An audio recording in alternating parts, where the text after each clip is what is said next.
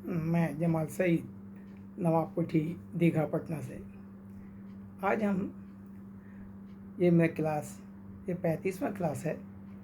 आज हम इस क्लास में कुछ ऐसे सेंटेंस को लेंगे जो हम बोलते तो हैं, लेकिन उसी बोलने में कुछ ऐसे सेंटेंस को जोड़ेंगे कि हिस्सा को, जहाँ पे हम अक्सर कंफ्यूज कर जाते हैं कि कैसे इसे बनाया जाए। देखिए, मैंने कोशिश की है आपको समझाने में कि वैसे सेंटेंस को ही हमने लिया है जो आम बोलचाल में लिखने, पढ़ने, बोलने में उसका ज़्यादा से ज़्यादा इस्तेमाल होता है, और हम उसे अंग्रेज़ी तो बोल लेते हैं, बोलते भी हैं, लिखते भी हैं, लेकिन जो जो जो उसका सही एक्सप्रेशंस होना चाहिए, जो सही मीनिंग निकलना चाहिए, वो उसका नहीं निकल पाता है। मतलब हम समझ जाते हैं जब आप बोलते हैं या जब हम लिखते हैं तो पता चल जाता है कि हमारा जो राइटिंग है वो अभी पुअर राइटिंग है। जो हम कहते हैं, बोल तो लेते हैं और हम समझ भी लेते हैं, लेकिन ये पुअर स्टैंडर्ड है, आपका पुअर प्रेजेंटेशन है। तो इसको स्टैंडर्ड बनाने के लिए हमें कुछ चीज़ों को जानना निहायत ज़रूरी रहता है, तभी पता चलेगा कि आपके बोलने में, आपके लिखने में क्या स्टैंडर्ड है।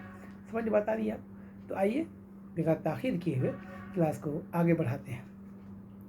आज हम जैसे हम एक इस्तेमाल करते हैं कि वर्ड अक्सर चलते हैं तो हम बोलते हैं लेट्स गो, सोते हैं लेट अस स्लीप, है ना। स्टार्ट करें, लेट्स अस स्टार्ट, हम बोलते हैं आमतौर से। चलिए हम यहीं से लेते हैं लेट अस, एक वर्ड लेते हैं लेट अस। देखिए, चेक कीजिए जो हम लिख रहे हैं, लेट अस, है ना, लेट अस, हम इसी वर्ड को ले रहे हैं अभी, लेट अस, है ना।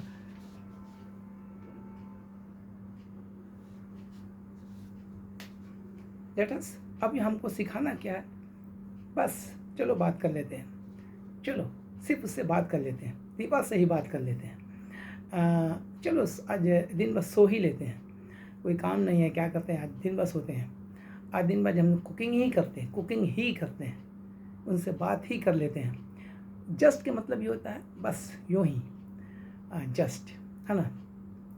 जस्ट टॉकिंग है, जस्ट गॉसिप है, जस्ट स्लीपिंग है, जस्ट रीडिंग है। कोई काम नहीं है तो क्या करें, आज यही करते हैं। चलो आज उनसे बातें करते हैं, चलो आज उनके घर ही चलते हैं, चलो आज खाना ही बनाते हैं, चलो दीवार से ही बात करते हैं, ही लगा रहे हैं, एक हिंदी का वर्ड ले रहे हैं, ही। चलो दीवार से ही बात करते हैं, चलो आज लिखते ही हैं, चलो आज पढ़ते ही हैं, चलो आज खेलते ही हैं, चलो उनसे बात ही कर लेते हैं। ये ही जो लगा रहे हैं, जिसके लिए हम अंग्रेज़ी में एक वर्ड लेते हैं जस्ट मतलब यूँ ही, बस, है ना, जस्ट लेट अस, है ना। अब बोल रहे हैं हम लोग लेट अस, आइए let us just talk to the wall, let us just talk, चलो बात ही करते हैं, लेट अस जस्ट टॉक, चलो आज उनसे बात ही करते हैं। किससे? दीवार से। जैसे let us just talk to the wall. आइए हम लिखते हैं लेट जस्ट, हमें सीखना है जस्ट ये सीखना है, ही के लिए। कौन सा वर्ड के लिए? ही के लिए। Let us just talk to the wall. चलो हमने क्या लिया? ही के लिए मैंने वर्ड लिया जस्ट। चलो आज से उनसे बात ही कर लेते हैं, let us just talk to the wall, ठीक है। Let us sleep all the day, let us sleep, चलो आज सो ही लेते हैं। अब आगे जोड़िए, दिन रात, ऑल द डे, आज दिन भर सोते ही हैं, चलो आज दिन भर सोते हैं, let us just sleep all the day. हमने क्या सिखाना है? जस्ट का वर्ड सिखा रहे हैं, जिसके लिए हिंदी मैंने ही लिया है। चलो आज सोते ही हैं, let us just sleep all the day, let us just cook all the day. हमने लिया यहाँ पे तो let us just sleep all the day. Note कीजिए, let us just sleep all the day. Hope are you getting my point? Just sleep all the day. समझ बता रही है? कोई दिक्कत यहाँ तो नहीं है? हिंदी मैंने इतना सारा एक्सप्रेशंस दिया, इतने सारे एग्जाम्पल्स दिए, उम्मीद है कि आप इसी सेंटेंस से दूसरा सेंटेंस बना के यानी प्रैक्टिस करके कि आप आगे का सेंटेंस बना पाएंगे। आइए हम एक दूसरा वर्ड लेते हैं, एज। कब का एक वर्ड आता है हमको जब बोलना होता है कब का, यानी कब का उठ चुके, कब का बना चुके, कब का ऐसा हो चुका, कब का मैं आपको टेक्स्ट कर दिया, कब का मैंने आपको जवाब दे दिया, कब का हम सो के उठ चुके, कब का हम खाना बना चुके, कब का हम लिख चुके, कब का आंसर बना चुके, कब का स्कूल जा चुके, स्कूल से आ चुके। तो ऐसा सेंटेंस कब का मतलब जब आता है तो हम यहाँ एक वर्ड लेते हैं एजेस अगो। एजेस, देखिए हम वर्ड लेते हैं एजेस अगो, एजेस अगो। अब हमको बोलना है अगर, देखिए हम फंसते कहाँ, आ चुके तो आपको मालूम है आई केम, मैं लिख चुका, मैं जवाब दे चुका, आई टेक्सटेड, मैं जवाब दे चुका, आई रिप्लाइड। जब आप टाइप करते हैं तो हम लिखते हैं टेक्सटेड, जब बातचीत होती है हम बोलते हैं रिप्लाइड, है ना। तो ऐसे रिप्लाइड टेक्सटेड तो आपको मालूम है सेंटेंस के स्ट्रक्चर के हिसाब से कि मैंने जवाब दे दिया, आई रिप्लाइड, है ना, मैंने पूछ लिया, आई आस्क्ड, मैं टेक्स्ट कर दिया, आई टेक्सटेड। लेकिन जब ये बोलना होता है कब का, फिर आप फंस जाते हैं। वहीं पे आकर के आप अंग्रेज़ी बोलते बोलते आप क्या करते हैं, हिंदी बोलना शुरू कर देते हैं, क्योंकि आपको वहाँ पर कन्फ्यूजन पैदा हो गया, क्योंकि आपके पास स्टॉक नहीं है। इसी के लिए, इसे समझने के लिए मैंने ऐसे सेंटेंस को, ऐसे वर्ड्स को, ऐसे एक्सप्रेशंस को मैंने लिया है जहाँ आपके बोलने में, आप लिखने में मज़ीद परेशानी होती है और आप घबराहट में जल्दी से हिंदी का इस्तेमाल करना शुरू कर देते हैं।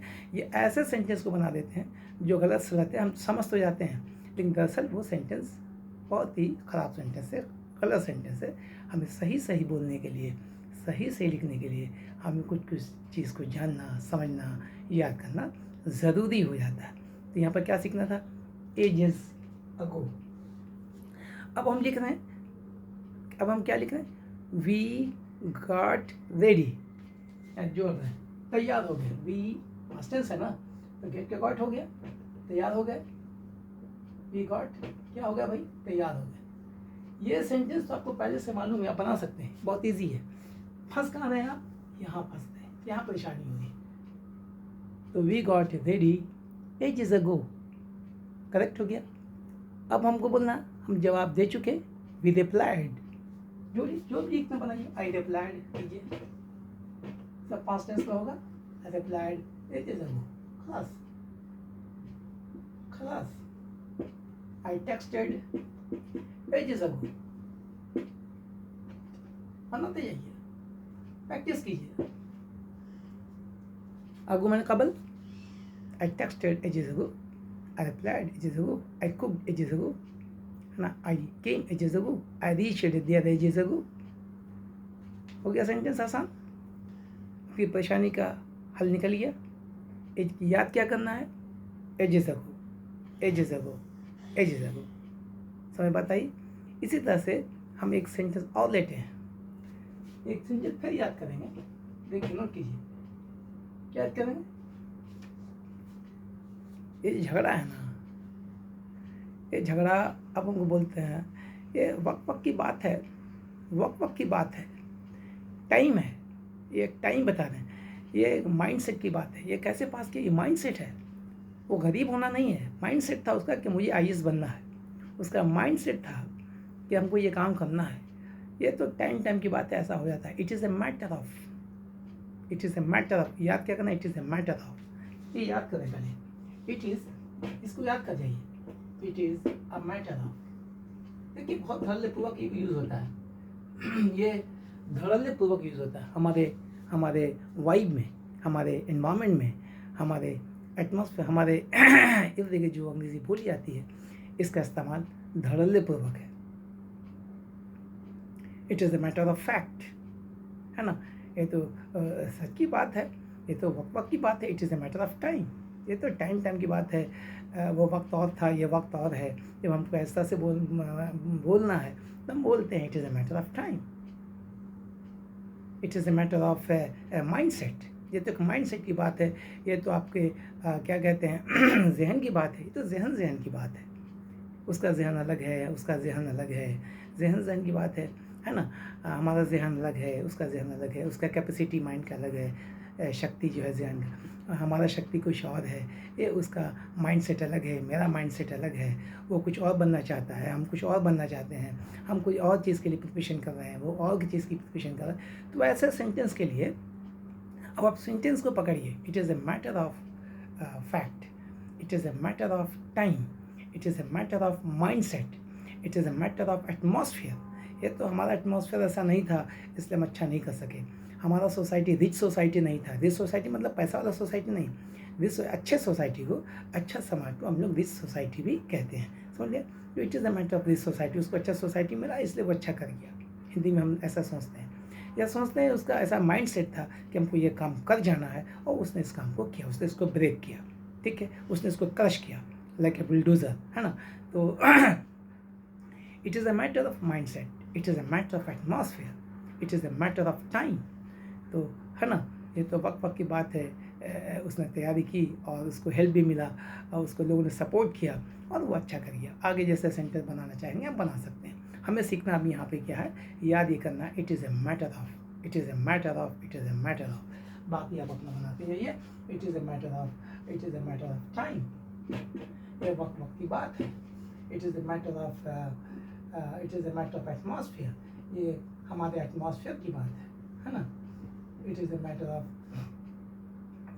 फैक्ट है ना, it is a matter of fact. अब आप जो भी चाहे बना सकते हैं, और आप समझ गए होंगे कि it is a matter of time कहाँ, it is a matter of कहाँ यूज़ करते हैं, आप समझ गए होंगे। ये तो समाज की बात है, it is a matter of society, है ना। ये तो समाज की बात है, हमारा सोसाइटी वैसा नहीं था, हम ऐसा नहीं कर सके, उसका सोसाइटी बहुत अच्छा था, वो अच्छा कर सका। ये तो सोसाइटी की बात है, it is a matter of society, it is a matter of time, ये तो वक्त की बात है, ये तो जहन की बात है, it matter of mind set, ये तो माहौल की बात है, it is a matter of atmosphere. देखिए, दो माहौल यूज़ कर रहे हैं, दो जहन यूज़ कर रहे हैं, दो वक्त यूज़ कर रहे हैं, वक्त की बात है, तब हम लिखते हैं it is a matter of time. वक्त की बात है, जहन की बात है, it is a matter of mind set, ये माहौल की बात है, it is a matter of vibe, it is a matter of atmosphere. आप समझ गए, होप कि मेरी बात आपके जहन में उतर गई होगी। Thank you very much.